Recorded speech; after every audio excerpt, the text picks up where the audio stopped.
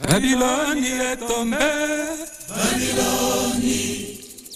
Babylone est tombée. Babylone. Imbozana. Babylone, Babylone. Babylone. Babylone. Alléluia. Babylone, Babylone. Babylone. Babylone.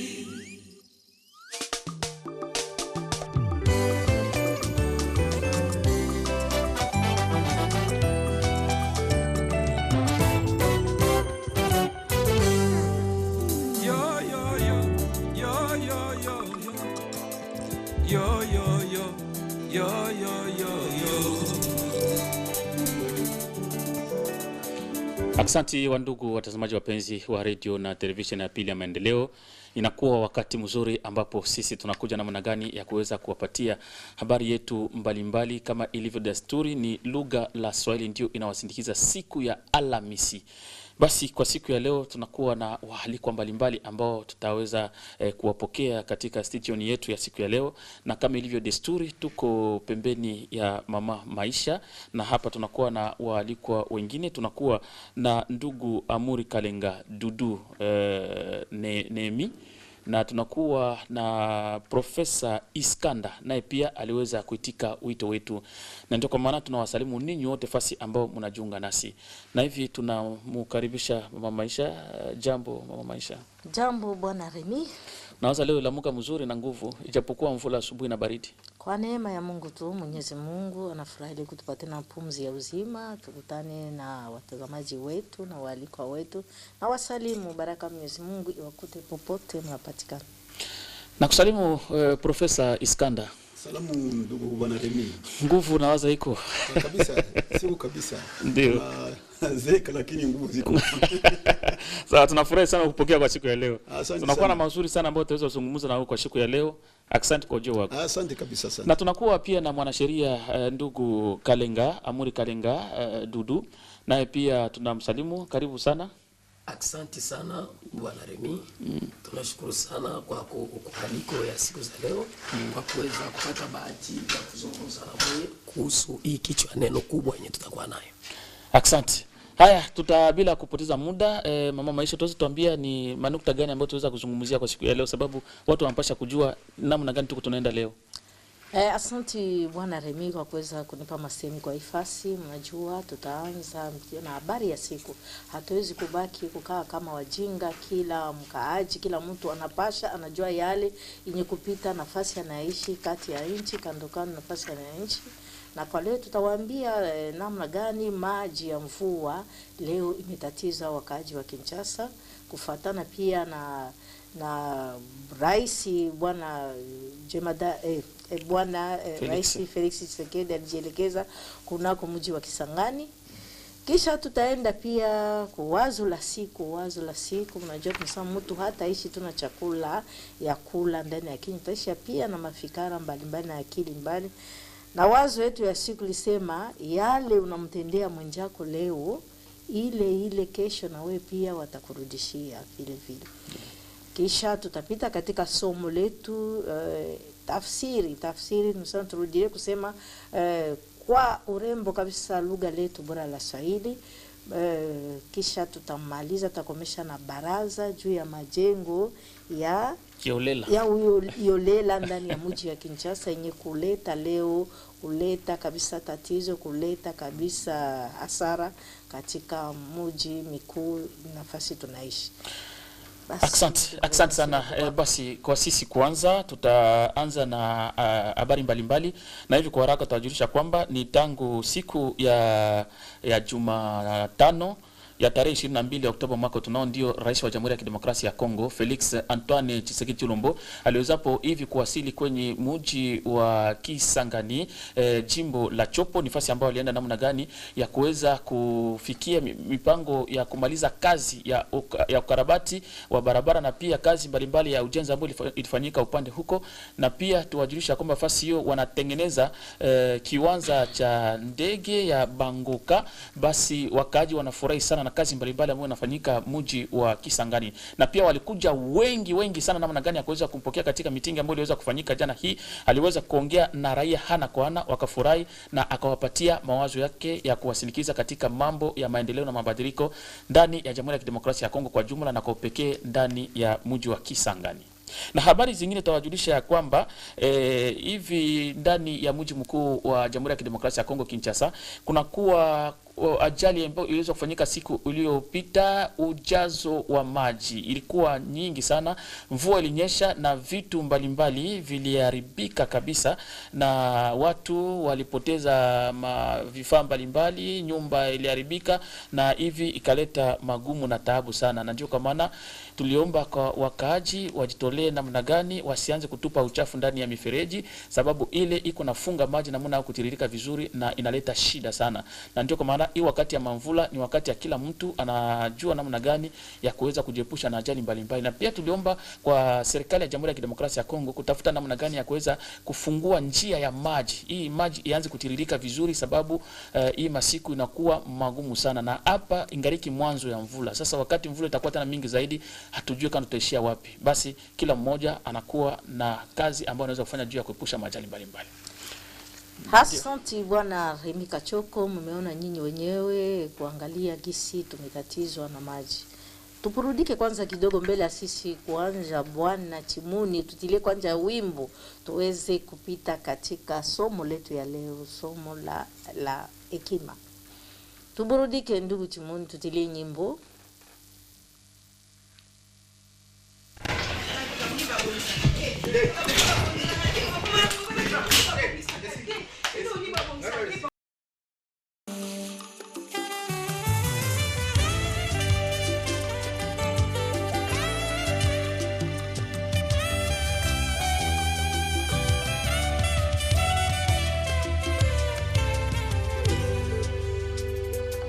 Kamata motema mwangali kono atelanga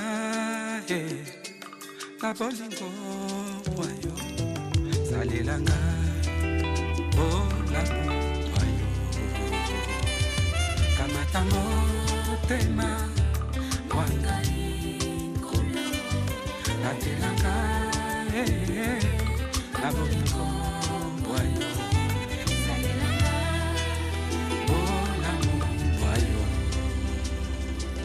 Yesu, Yesu, Yesu, Yesu,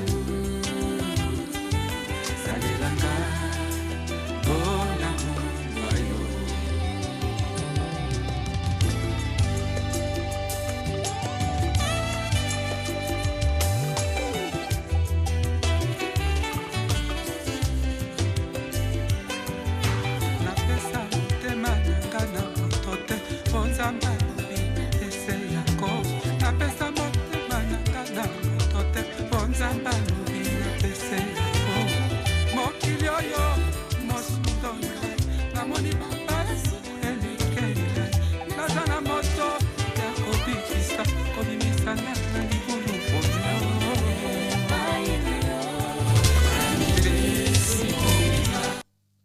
Aksanti wa ndugu wapenzi na nyimbo safi hiyo mliweza kutuburudisha na. Haya Bwana Remini, wewe utaweza kutupatia hekima kwa siku ya leo juu ya wazo lako la siku litayarisha, juu watazamaji wetu wafuate, wafungue akili pia. Ndio, aksanti mama Maisha. Tunashukuru pia kwa ndugu Chimuni Jacques ambao anatupatia rekodi kemukemu. Basi hivi tutafikia katika kipindi ya wazo la siku. Wazo la siku tunasema ya kwamba kipimo unaopimia mwenzako ndio watakupimia na wewe pia. Kipimo unaopimia mwenzako ndio hicho watakupimia nawe pia. Ndio wazo ya siku ya leo. Na waza ile inakuwa fumbo ambao Waswahili wanakuwa na desturi ya kuisema kila mara. Kile kipimo ambao unapimia mwenzako na kile kipimo ndio watakupimia nawe pia. Na tutaanza hivi na Profesa Iskanda. Kwa upande wako huko Mswahili unasikia wanasemaka ile fumbo, na hata ndani ya Biblia ile fumbo nawaza inapatikana pia. Kwa upande wako kama unasikia ile fumbo inamaanisha nini? Tafasiri kwanza. Asante sana Bwana Remi. Unajua kuna tofauti ya makabila na matabia. Na sasa inafikiri kwamba kuna watu kama wamepoteza, mtu amepoteza utu. Ukipoteza utu utafanya mambo usio yajua. Ndiyo. Lakini ukiwa na utu utafanya mambo ambayo yanakubaliwa, mambo mazuri. Na nataka kusema nini? Ni kwamba ukichunguza vizuri katika miji ya watu wa mashariki, sitaki kusema watu wa mashariki kwa sababu nina upendeleo, mimi nazaliwa mashariki, hapana. Lakini huko mashariki watu wanazoea kukula kwenye pamoja kubaraza. Kwenye baraza. Kuchangia. Yani, wanachangia bila uchaguzi. Hata ukiwa mgeni unaruhusa kukula chakula na unaweza kuishi mahali watu wengine wanaishi bila matatizo yoyote kabla hujapata namna ya kuishi. Huku ngambo huku kwenye tunaishi hapa Kinshasa hapa, unaweza kufa na njaa, mwenzako yuko pale kuna kuangalia. Baba anaweza kuchukua mkate anaanza kukula, mtoto wake yuko anamwangalia na anamwambia naye ajishughulikie. Na sisi wote tunajua habari ile tangu zamani walikuwa wanasema Kinshasa kuko amri ambayo inasema mtu yeyote ajishughulikie. Sasa unaona kama watu wamekuwa na utofauti. Ni kusema hivi, huo mfano kama umepikwa iko ni ya watu wenye busara, haiwezi kuelezwa na watu wenye akili. Kila mara inaeleza kusema kwamba kuna tofauti kati ya mtu mwenye akili na mtu mwenye busara. Watu wenye akili hawawezi kujenga nchi, watu wenye akili hawawezi kufanya chochote maendeleo, lakini maendeleo na kujenga nchi inatokana na watu wenye busara. Sasa unaoya busara hauwezi kuipata kwenye shule. Hata ufanye namna gani unaweza kupata diploma 15 hautapata busara. Utapata ni akili. Nataka kusema hivi. Unapokula ukumbuke kwamba kuna mwingine analala njala. Ni hiyo tu. Hakuna jambo lingine. Ukikula ujue kwamba mimi nashiba lakini kuna wengine wanalala njaa. Ukiwa na hiyo katika akili zako, Kipimo hauwezi kumunyima mtu. Utamsaidia, utamshughulikia kwa sababu naye ni kiumbe cha Mungu. Unaona mambo kama yale. Ni mtu kama wewe. Ndio tunaita utu. Sasa ndio kwa sababu kipimo unachompimia ule mtu, unajua kama kesho nawe kitakurudilia. Yaani yenyewe unampatia mtu ni kama vile unapanda mbegu ambayo kesho utavuna. Ndio vile. Ikakuwa mazuri au mabaya utaivuna mpaka ile yote. Hivyo. Ndio, asante sana. Hauwezi kuvuna mahali ambako hukupanda. Asante. Na ima mwenzako kesho na wewe atakulia. Vile fika kule profesa. Asante sana profesa. Na hivi tunarudia upande kwa mwanasheria Dudu. Sijue ile fumbo inamaanisha nini kwa ngambo yako? Asante sana Bwana Remi. Kwetu sisi ile fumbo inamaanisha yale unayopanda ndio utakayevuna. Kama unapanda mema utavuna mema. Kama unapanda mapendo utavuna mapendo. Kama unapanda mabaya utavuna mabaya. Ni kusema maisha ya mwanadamu hapa chini ya dunia hakuna kitu kinakuwa kigeni. Ni yale enye yeye mwenyewe anatenda. Sawa vile matendo usiku, sawa vile mchana, na yale yanamrudilia mwenyewe. Kwa maisha ya mwanadamu hakuna kitu kinaweza kwa kumstusha. Ndio maana kipimo unayopimia mwingine ndio kipimo watakupimia. Kama uko mtu mwenyewe unasaidia wengine, ujue kama kesho nawe watakusaidia. Kama uko mtu mwenyewe kuhusika na shida na jambo ya watu wengine, ujue kesho wakati utakuwa na magumu watahusika nawe. Unajua watu wengi wanakuwa wakilialia, minjo baniangalia yake, minjo banipendaki. Ya kwanza inafaa wewe peke ujiangalie, wewe unapendaka nani? Unapendaka nani? Mia banisaidia yake, wewe unasaidia nani? Kabla wewe kukusaidia, inafaa mbele wewe uanje kusaidiana. Kabla wewe kupendewa, inafaa mbele wewe upendane. Ndio maana kipimo unayopimia wengine ndio watakupimia wenyewe. Kwetu sisi ndio fikara kidogo tulipata. Asante sana kwa fikara yako ndugu Dudu, kwa ajili ya kutupatia wazo yako, na tunarudia kwa mama. Sijui kama kuna wazo fulani ya kuongeza pale kufuatana neno yetu ya siku. Lakini hakuna kabisa. Ukifuata profesa ametoka kusema na bwana Dudu, kuangalia kabisa hakuna mingi ya kuongea. Nyo utapanda ndio utavuna. Ile nyo uko napanga na wewe ndio kesho watakupangia. Kama uko pale kesho juu hii wa France wanasema ukikuwa mtu wa kutoa, mtu wa kuteta wenzako wa kufa, na wewe kesho watakutoa. Ndio pale ukitoa na wewe kesho watakutoa. Inabidi kuikala kuangalia sawa mbele ya kutenda tena, na mie hii neno hii kesho nitaka kumtendea mwingine, alafu ikakuwa kwangu itakuwa unajiuliza kwanza kisha njoo unajua kutenda. Asante. Nawaza ndugu watazamaji, mnasikia na mnaridhika kabisa na neno yetu ya siku, ilikuwa ya mzuri, na ndio kwa maana nikusema kwamba inafaa kuwa na busara katika maisha. Leo kama matendo yote uko natenda leo, ujua sema kesho utavuna. Upende usipopenda utavuna. Ile ni maandiko ya Mungu. Ile uko nafanya yote, ukafanya mabitu mzuri, ukafanya mema, utavuna mema. Ukafanya mabaya, utavuna mabaya. Kama wewe ukakuwa mtu akutendeaka batu bibaya tu, kutraire batu, siku mwana wewe batakutraire. Kama wewe unakuwa kazi yako ni bwizi ya mabitu ya batu biko nalalamika, biko banalia, ujua sema na wewe siku moja utaibiwa tu. Ile siku mbele ya wewe kufa utaanza kulipa mbele madeni yote ya bubaya bonyo unaanza kufanya dunia.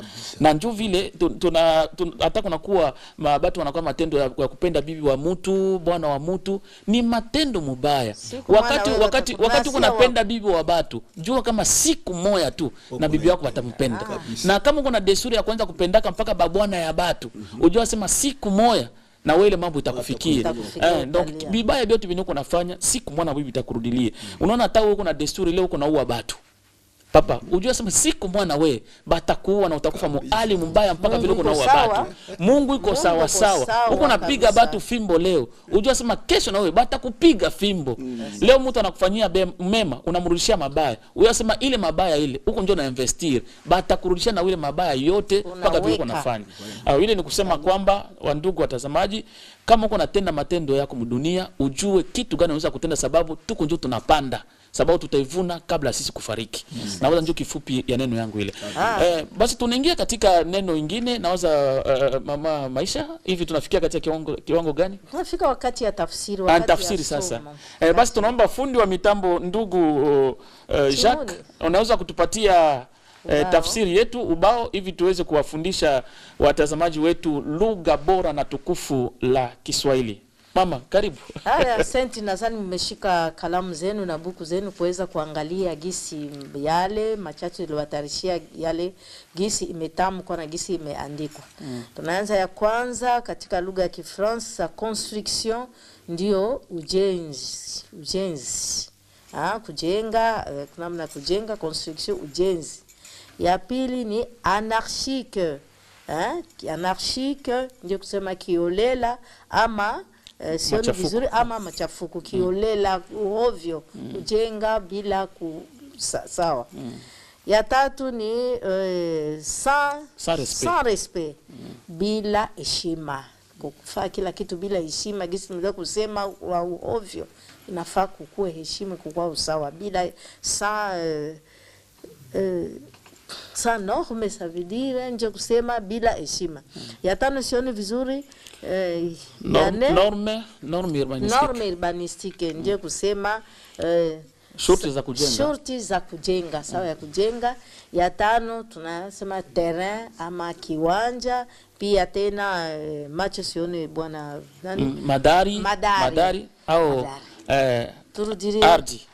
Kwa wepesi tunarudiria construction ndio ujenzi. Ya pili anarchie ndio kiolela ama mchafuko.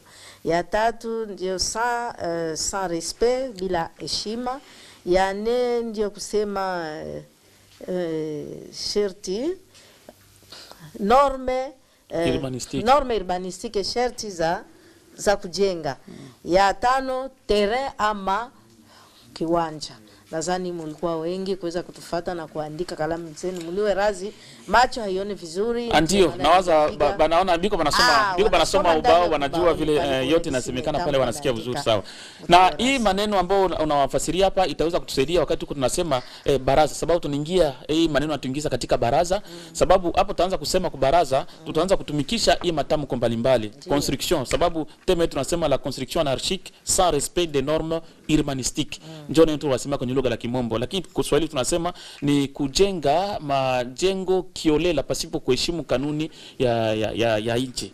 Ndio ile tunasema kwanza kidogo, hata fundi wa mitambo tutilie nyimbo kidogo kisha tuingie katika baraza. Bwana Chimuni, tutilie nyimbo kidogo wawepesi tupite katika baraza, kwani waalikwa wetu wako pale na elimu na yale tuletea ya kufungua watu. Mshike sana elimu, usimwache aende zake. Ni maneno ya Mungu toka kwenye vitabu vitakatifu. Mimi enzi zangu maneno hayo sikuyajua. Nilifanya mchezo, sikuweka uzito kwenye elimu. Hivyo nilishindwa kusoma. Ndio maana namuomba Mungu mtoto wangu usome. Hivyo mimi baba yako nilishindwa kusoma. Ndio maana namuomba Mungu mtoto wangu some. Soma baba yako napenda. Soma mwanangu some. Mwanangu soma wewe. Mwanangu soma wewe. Oh mwanangu soma. Mama yako pia napenda. Mwanangu some. Namuomba Mungu akusaidie sana mwanangu usome. Baba yako napenda. Usome wewe. Namuomba Mungu akupiganie wewe mwanangu usome. Mama yako pia napenda. Usome mwanangu.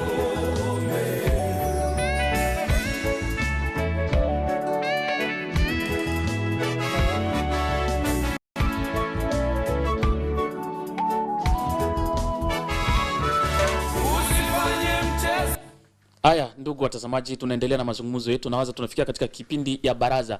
Na ndio kwa maana katika baraza watu wanakoka wengi sana.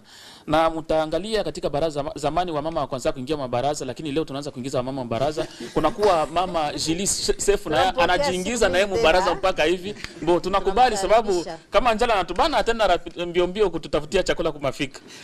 Na hivi tunaingia katika baraza yetu. Katika baraza tunaanza na profesa ataweza kutupatia kwa kifupi neno ambalo tuko nazungumzia sababu tuko na muda mfupi sana.